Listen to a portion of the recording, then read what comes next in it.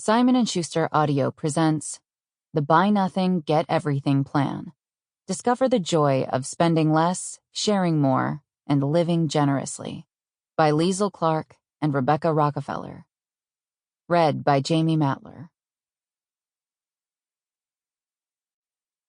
Dedicated to everyone who believes our money is best used on those things that build a healthy, joyful, and equitable world. Introduction. How we came to buy less and share more. Our story begins on a clear day in mid-December, a rare break between winter storms, on a wild beach not far from our Pacific Northwest community. With the sun low in the sky, the light a pale wintry yellow, we walked along the beach with our children, watching 4 pairs of tiny bare feet trip through the sand. Although we wore winter coats, the temperature was just warm enough for the kids to leave their shoes in the car, a welcome freedom from wool socks and rain boots. The kids tiptoed barefoot across the upshore jumble of enormous Douglas fir and western red cedar driftwood logs, as if on a tightrope, playing an imaginary game of circus acrobatics.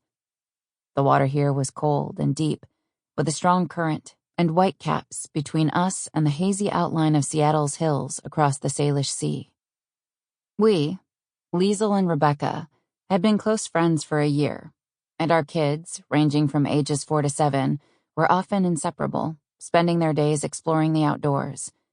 Their intrepid desire for exploration brought us to the wildest island shorelines we could find within after-school driving distance.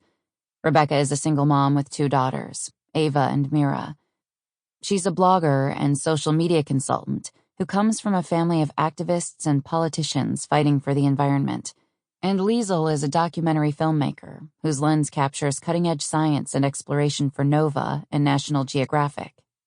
Many of her projects involve travel with her 2 children, Finn and Cleo, and her husband, Pete Athens.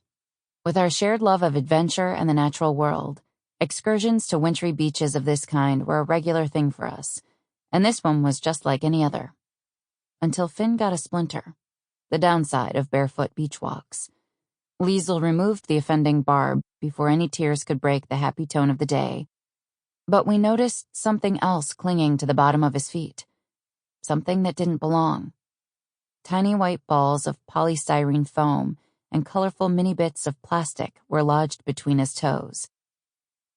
When we looked more closely at the sand beneath our feet, we found a couple of 3mm wide plastic discs.